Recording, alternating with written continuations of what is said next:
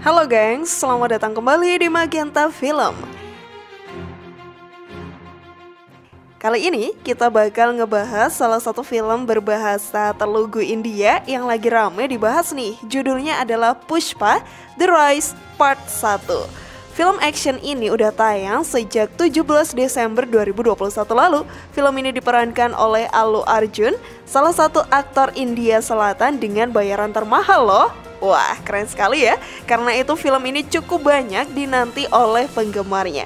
Pushpa The Rise Part 1 bercerita tentang perjalanan kehidupan Pushpa Raj, diawali dengan kehidupannya sebagai buruh harian hingga menjadi kepala sindikat penyelundupan kayu cendana merah yang paling ditakuti. Penasaran dengan jalan ceritanya seperti apa? Yuk tonton videonya sampai akhir ya dan temukan keunikan filmnya. Cerita diawali dari Pushpa Raj yang saat itu masih menjadi buruh pabrik. Di adegan itu, Pushpa menolak untuk menghormati si pemilik pabrik dan melawan sesama anggota pabrik hingga akhirnya Pushpa memutuskan untuk mengundurkan diri. Lalu Pushpa bergabung di sebuah sindikat penyelundupan kayu cendana merah. Pushpa Raj adalah seorang buruh pabrik dengan bayaran yang sangat kecil. Namun akhirnya ia memutuskan untuk berhenti bekerja ketika ia dipaksa untuk menghormati si pemilik pabrik. Menyadari bahwa dia tidak memiliki mata pencaharian lagi, maka Pushpa memutuskan untuk bergabung di sebuah sindikat penyelundupan kayu cendana merah.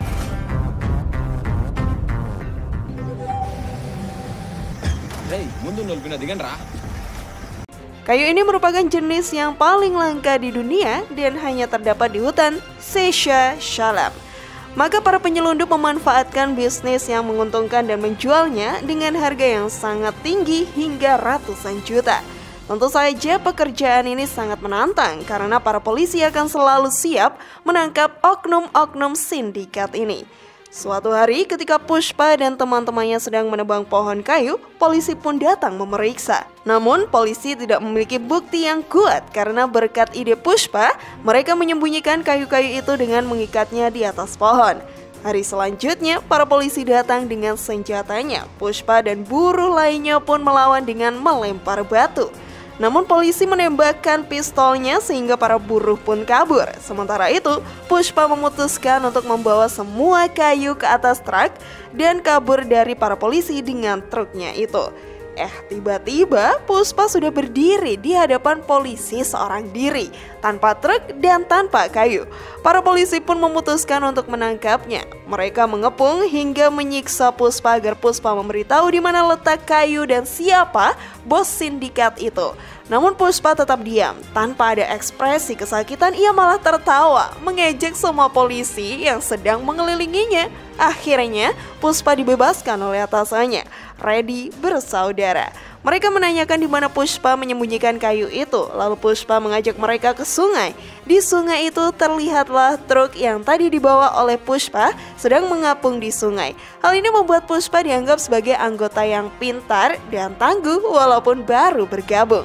Lalu Pushpa mengusulkan sebuah ide kepada Reddy bersaudara agar polisi tidak dapat menangkap mereka lagi, yaitu dengan menumpuk kayu di dalam truk dengan susu. Jadi jika polisi bertanya kepada mereka, maka akan dijawab bahwa mereka dari pabrik susu. Dan jika polisi membuka truk, maka yang terlihat hanyalah susu yang menggenang.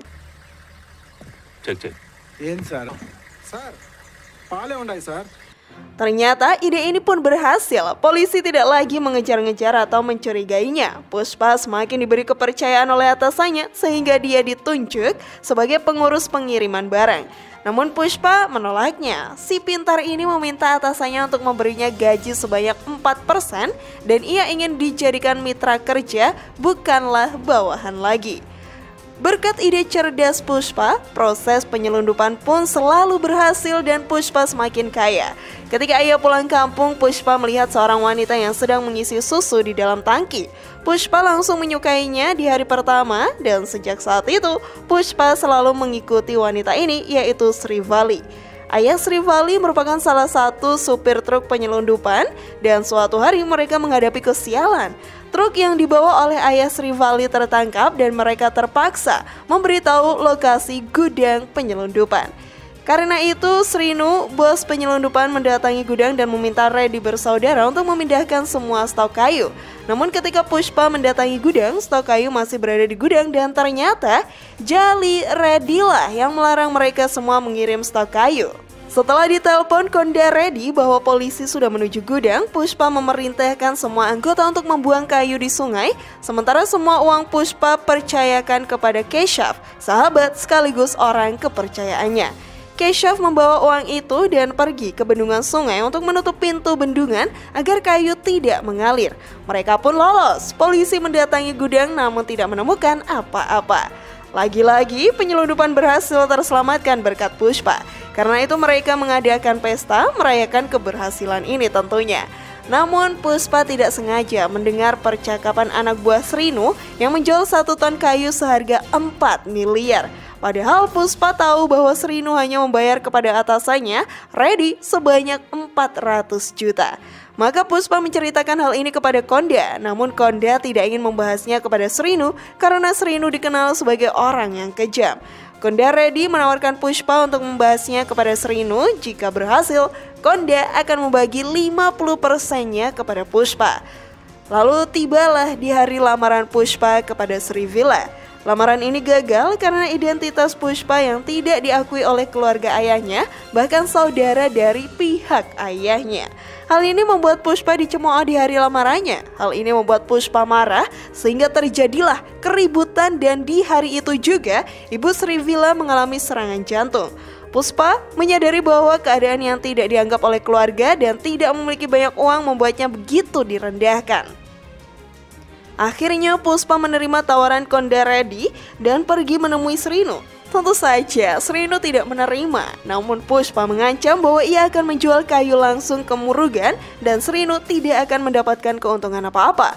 Pushpa menghubungi Murugan dan mengajaknya untuk berbisnis langsung. Walaupun Murugan awalnya takut, namun Pushpa meyakinkannya dan Murugan menyetujui itu. Ia menghargai 1 ton kayu Pushpa sebanyak 3 miliar. Kembali ke gudang, Jali Reddy sedang menghajar 2 anak buahnya yang memberitahu keberadaan gudang. Salah satunya adalah ayah Srivali. Jali yang memang sudah dikenal dengan kenakalannya menyekap ayah Srivali dan mengancam Srivali bahwa untuk membebaskan ayahnya, Srivali harus mau tidur dengan Jali. Srivali melaporkan itu ke Pushpa. Saat itulah Srivali menyatakan perasaan sesungguhnya kepada Pushpa sehingga Pushpa pun tersentuh. Bersama Srivali, Pushpa mendatangi gudang dan langsung menghajar Jali hingga lumpuh. Melihat saudaranya lumpuh, Konda yang awalnya tidak rela untuk membagi hasil penjualan kayu tadi kepada Pushpa mulai menyusun rencana balas dendam kepada Pushpa. Saat perjalanan untuk menjemput uang dari Murugan, Pushpa diikat dan matanya ditutup. Konda bersama anggota lain melempar Pushpa ke sebuah kuburan. Namun rencana pembalasan dendam ini teralihkan dengan datangnya anggota dari Srinu yang menembak Konda hingga tewas, sehingga terjadilah peperangan antara anak buah Konda dan anak buah Srinu. Pushpa mencoba melepas ikatan tangannya dan penutup kepala dan menghajar semua anggota Srinu dan menyelamatkan Jaka yang hampir dihabisi oleh anggota Srinu. Pushpa menghabisi semuanya dan menangkap tangan kanan Srinu, Arere. Pushpa menelpon Srinu dan mengancamnya. Srinu meminta agar Arere dibebaskan, namun Pushpa langsung menembakkan pistolnya kepada Arere sehingga ia tewas.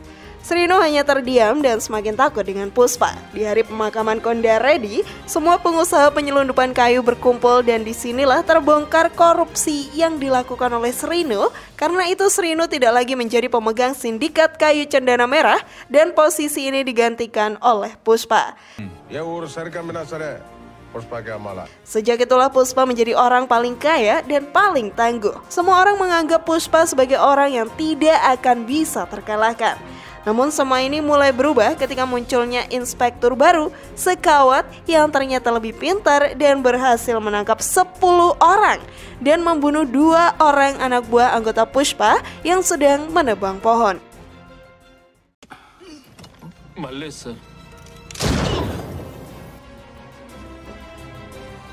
Pushpa mendatangi Sekawat untuk memberi jaminan serta uang sebanyak 1 crore atau 2 miliar sebagai uang jaminan agar anggotanya dibebaskan dan mengajak Sekawat untuk bekerja sama. Namun Sekawat hanya mengambil uang Puspa, namun tidak memenuhi permintaan Puspa.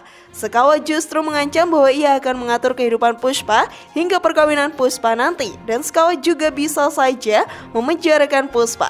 Puspa berusaha menahan amarahnya, ia meninggalkan kantor polisi. Di hari pernikahannya, Puspa ternyata masih belum ada di tempat pernikahan. Ia malah berada di depan Sekawat dengan minuman keras. Awalnya mereka saling bercengkrama sambil minum bersama. Tiba-tiba, Puspa menembakkan tangannya dengan pistol. Saat itulah Puspa berkata, ia tidak takut dengan pistol.